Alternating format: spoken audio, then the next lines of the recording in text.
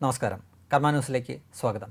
2023 ചലച്ചിത്ര അവാർഡുകൾ കഴിഞ്ഞ ദിവസം സംസ്ഥാന സർക്കാർ പ്രഖ്യാപിക്കുകയുണ്ടായി. അതിൽ മികച്ച ചിത്രം, മികച്ച നടൻ, മികച്ച നടി, അങ്ങനെ വിവിധ വിഭാഗങ്ങളുണ്ട്. അതിലൊന്നും പ്രശ്നമില്ല, ആളുകൾക്ക് വലിയ വിവാദമൊന്നുമില്ല. പക്ഷേ ഒരു വിഭാഗത്തിൽ മാത്രം ചെറിയൊരു വിവാദം വന്നിട്ടുണ്ട്. പക്ഷേ ജനപ്രിയ ചിത്രം എന്ന കാറ്റഗറിയിൽ ആടുജീവിതവും, അതേപോലെ തന്നെ അത് ബ്ലസ്സിയുടെയാണ് ആടുജീവിതം, അതേപോലെ തന്നെ പൃഥ്വിരാജും ഒക്കെ ആയതിനാൽ ചില കോണിൽ നിന്ന് അതിനെതിരെ വിമർശനമില്ല.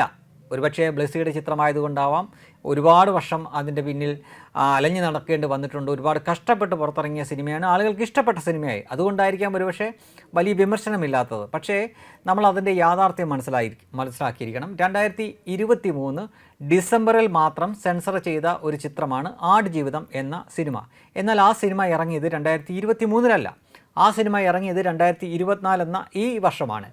ഈ വർഷം ഇറങ്ങുകയും അത് ജനപ്രിയമാവുകയൊക്കെ ചെയ്തു. മികച്ച സിനിമയാണ്, കലാമൂല്യവും എല്ലാം ഉണ്ട്, അതൊക്കെ നമ്മൾ സമ്മതിക്കുന്നു. പക്ഷേ 2023 സിനിമ അവാർഡിൽ 2023 ഇറങ്ങി ജനങ്ങൾ കണ്ട ചിത്രത്തിനല്ലേ കുറഞ്ഞ പക്ഷം ജനപ്രിയ അവാർഡെങ്കിലും നൽകേണ്ടത്.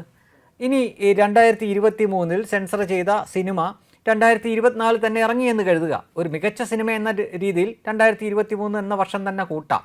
ജനങ്ങൾ കണ്ടിട്ടില്ല എങ്കിലും ജൂറിക്ക് അങ്ങനെ കണക്കാക്കാം. കാരണം ജൂറിയുടെ വിവേചനമാണ് അതിൽ നല്ല ചിത്രമാണോ മോശം ചിത്രമാണോ എന്ന് പരിഗണിക്കേണ്ടത്. ആ രീതിയിൽ അവർക്കതൊരു മികച്ച ചിത്രമാണ്, അല്ലെങ്കിൽ കലാമൂല്യമുള്ള ചിത്രമാണ് എന്ന ഗണത്തിലൊക്കെ പെടുത്തതിന് അവാർഡ് കൊടുക്കാം. പക്ഷേ ജനപ്രിയ ചിത്രം എന്ന കാറ്റഗറിയിൽ കൊടുക്കണമെങ്കിൽ തീർച്ചയായിട്ടും അത് ജനങ്ങൾ കണ്ടിരിക്കണം, ജനങ്ങൾക്ക് പ്രിയപ്പെട്ടതായിരിക്കണം. അങ്ങനെ നോക്കുമ്പോൾ 2024 മാത്രം ഇറങ്ങിയ ആടുജീവിതം എന്ന സിനിമയ്ക്ക് എങ്ങനെയാണ് 2023 അവാർഡ് കൊടുക്കുന്നത്? അവിടെയാണ് ഒരു ഒതുക്കൽ. നല്ല കൃത്യമായിട്ടും രാഷ്ട്രീയപരമായിട്ടുള്ള വൈരാഗ്യം കൊണ്ട് ഒരു സിനിമയെ ഒതുക്കിയതാണ്. ആ ഒതുക്കപ്പെട്ട സിനിമ 2018 എന്ന സിനിമയാണ്. 2018 എന്ന സിനിമയാണ് 2023 വർഷം. 2023 എന്ന വർഷത്തിൽ ഏറ്റവും കൂടുതൽ കളക്ട് ചെയ്ത സിനിമ, അതേപോലെ തന്നെ ഏറ്റവും കൂടുതൽ ആളുകൾക്ക് ഇഷ്ടപ്പെട്ട സിനിമ, ഏറ്റവും കൂടുതൽ ആളുകൾ തിയേറ്ററിൽ തന്നെ ആവർത്തിച്ച് കണ്ട സിനിമയും അതുതന്നെയാണ് എന്ന് പറയേണ്ടിയിരിക്കുന്നു. അപ്പോൾ ആ സിനിമയ്ക്ക് അവാർഡ് കൊടുക്കാതിരിക്കാൻ വേണ്ടിയിട്ടാണ് ഈ വർഷം ഇറങ്ങിയ സിനിമയ്ക്ക് കഴിഞ്ഞ വർഷത്തെ പട്ടികയിൽ ഇവർ അവാർഡ് നൽകിയത്. ഇനി എന്തുകൊണ്ടാണ് 2018 എന്ന സിനിമയ്ക്ക് ഇവർ അവാർഡ് കൊടുക്കാത്തത് എന്ന് ചോദിച്ചു കഴിഞ്ഞാൽ പിണറായി വിജയൻ്റെയും കമ്മികളുടെയും കുരുപൊട്ടി, അത്രയേ ഉള്ളൂ. അതിനാണ് ലളിതമായിട്ട് പറഞ്ഞാൽ ആ ഒറ്റ വാചകത്തിൽ തീരും. എന്തെന്ന് ചോദിച്ചാൽ നമുക്കറിയാം 2018 എന്ന സിനിമ ഇവിടെ നടന്ന ഒരു ദുരന്തത്തിനെ ആസ്പദമാക്കി എടുത്ത ഒരു ചലച്ചിത്ര ആവിഷ്കാരമാണ്. അതിൽ എല്ലാവരും ഹീറോസാണ് എന്ന തരത്തിലാണ് അതിൻ്റെ ക്യാപ്ഷൻ തന്നെ പോയിരുന്നത് 2018 എന്നുള്ള ആ പേരിൽ. പക്ഷേ എല്ലാവരും ഹീറോകളാണ്, എല്ലാവരും ഹീറോസ് എന്നുള്ള രീതിയിലാണ് കൊടുത്തത്. അതിനകത്ത് മുഖ്യമന്ത്രിയായിട്ട് അവതരിപ്പിച്ചിരിക്കുന്ന നടൻ ജനാർദ്ദനാണ്. അപ്പോൾ ഒരിക്കൽ അതിൻ്റെ ഇൻ്റർവ്യൂവിൽ അതിൻ്റെ സംവിധായകൻ ജൂഡ് ആൻ്റണി പറഞ്ഞിരുന്നു, ആദ്യം മുഖ്യമന്ത്രിയായിട്ട് ഞങ്ങൾ വിചാരിച്ചിരുന്നത് രഞ്ജി പണിക്കരെ ആ വേഷത്തിനെടുക്കാം എന്നായിരുന്നു. അപ്പോൾ പുള്ളി തന്നെ പറയുന്നു, രഞ്ജി പണിക്കർ ആണെങ്കിൽ കുറച്ചുകൂടി പവർഫുൾ ആയിട്ടുള്ള ഒരു മുഖ്യമന്ത്രി ആയിരിക്കും, അത്രയും പവർഫുൾ വേണ്ട, ഒരു കഴിവുകെട്ട ഒരു മുഖ്യമന്ത്രി ആയിട്ടുള്ള ഒരാളെ മതി എന്നാണ്. അപ്പോൾ ആളുകൾ എന്തുകൊണ്ടാണ് അങ്ങനെ? കാരണം ആ സമയത്ത് പിണറായി വിജയനാണ് ഇവിടുത്തെ മുഖ്യമന്ത്രി എന്നെല്ലാവർക്കും അറിയാം. എന്നിട്ട് അതിൻ്റെ ന്യായീകരണമായിട്ട് ജൂഡ് ആൻ്റണി പറയുന്ന കാര്യം, തലേ ദിവസം വരെ ഒരു കുഴപ്പവുമില്ല, എല്ലാം അണ്ടർ കൺട്രോളാണ് എന്ന് പറയുന്ന ഒരു മുഖ്യമന്ത്രി അന്നേ ദിവസം രാത്രി 1 മണിക്ക് ഡാം തുറന്നു വിടുകയും ആളുകളെ മുക്കിക്കൊല്ലാൻ ശ്രമിക്കുകയും ചെയ്യുന്ന ഒരു കഴിവുകെട്ട മുഖ്യമന്ത്രി ആയിരിക്കുമ്പോൾ എന്തിനാണ് ഞാൻ അങ്ങനെ ഒരു കഥാപാത്രത്തിനെ പ്രസൻറ്റ് ചെയ്യുന്നത് എന്ന തരത്തിൽ പറയുകയുണ്ടായി. ശരിയാണ്, സംഗതി ശരിയാണ്, എല്ലാം നിയന്ത്രണത്തിലാണ്, ഒരു കുഴപ്പമില്ല എന്ന് ജനങ്ങളോട് പറയുകയും ജനങ്ങൾ ശാന്തരായിട്ട് ഉറങ്ങാൻ പോവുകയും പാതിരാത്രിക്ക് 1 മണി ആയപ്പോൾ ഫേസ്ബുക്കിലൂടെ ഒരു പോസ്റ്റ് ഇടുന്നു, 1 മണിക്ക് ഉറങ്ങിക്കിടക്കുന്നവരെ എങ്ങനെ അറിയാനാണ്, അങ്ങനെ ഡാം തുറന്നു വിടുകയും, ഞാൻ കുട്ടനാട്ടുകാരനാണ് അതുകൊണ്ട് എനിക്ക് വ്യക്തമായിട്ട് അറിയാം, 2ാമത്തെ നിലയിൽ പോലും വെള്ളം വന്നിരുന്നു, എൻ്റെയൊക്കെ ഓർമ്മയിൽ എത്ര വെള്ളം വന്നാലും അതിൻ്റെ മുകളിൽ വെള്ളം ഇറക്കിയിട്ട് നമ്മളതിൻ്റെ മുകളിൽ നിൽക്കും, അതുകൊണ്ട് തന്നെ ഒരു കുട്ടനാട്ടിലുള്ള ആരുടെയും ജീവനൊന്നും പോയിട്ടില്ല. ഇനി ആ കുട്ടനാട്ടുകാരനായിട്ടുള്ള എനിക്ക് പോലും എൻ്റെ ജീവിതത്തിൽ ഇത്രയും വെള്ളം പൊങ്ങുന്ന കണ്ടിട്ടില്ല. അതായത് നോക്കി നിൽക്കുന്ന സമയത്തായിരുന്നു വെള്ളം പൊങ്ങിക്കൊണ്ടിരുന്നത്.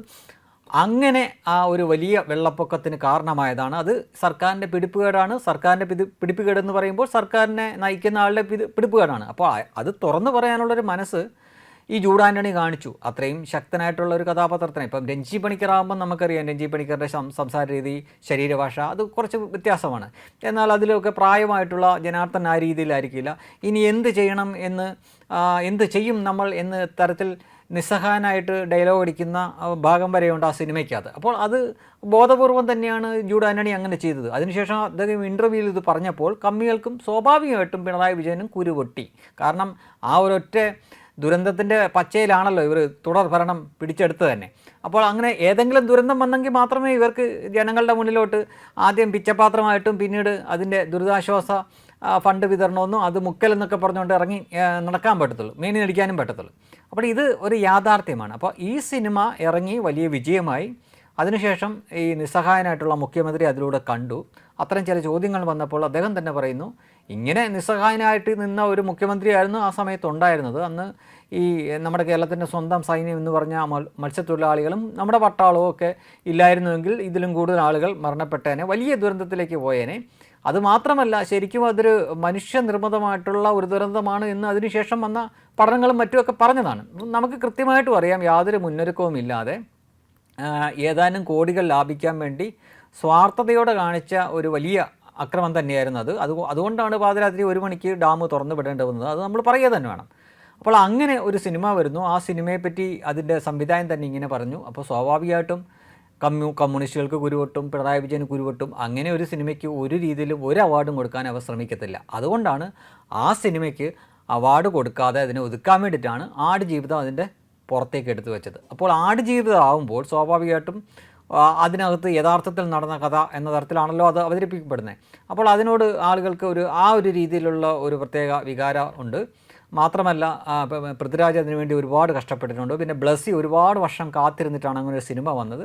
അപ്പോൾ അങ്ങനെ ഒരുപാട് കാരണങ്ങൾ കൊണ്ട് ഈ സിനിമയ്ക്കാണ് കൊടുക്കുന്നതെങ്കിൽ വലിയ വിവാദം ഒന്നും ഉണ്ടാക്കാതെ പോകും എന്നുള്ള അതിബുദ്ധി കൂടി ചേർത്തിട്ടാണ് 2018 അവർ ഒതുക്കിയിട്ട് ഈ ആടുജീവിതം എന്ന സിനിമയ്ക്ക് ഈ ജനപ്രിയ അവാർഡ് കൊടുത്തത്. അതായത് അവർ വേറെ ഏത് അവാർഡ് കൊടുത്താലും ഒരു പ്രശ്നമില്ലായിരുന്നു. മികച്ച സിനിമയെന്നോ അല്ല മികച്ച കലാമൂല്യമുള്ള സിനിമയെന്നോ ഒക്കെ പറഞ്ഞു കൊടുത്താലും പ്രശ്നമില്ല. അതൊക്കെ ജൂറിയുടെ മാത്രം വിവേചന അധികാരമായി. ഇനിയിപ്പോൾ ആ സിനിമ തിയേറ്ററിൽ റിലീസായിട്ടില്ല എങ്കിൽ കൂടിയും അവർക്കത് കണ്ടിട്ട് ഇത് മികച്ച സിനിമയെ മികച്ച നടൻ ഇതിനകത്തുണ്ട്, മികച്ച പാട്ടുണ്ടെന്നൊക്കെ പറഞ്ഞു കൊടുക്കാം. പക്ഷേ ജനപ്രിയ ചിത്രം എന്ന് പറഞ്ഞു കൊടുക്കണമെങ്കിൽ അത് ജനങ്ങൾ കണ്ടിരിക്കണം. കാണുക മാത്രമല്ല, അവർക്കത് ഇഷ്ടപ്പെടുകയും വേണം.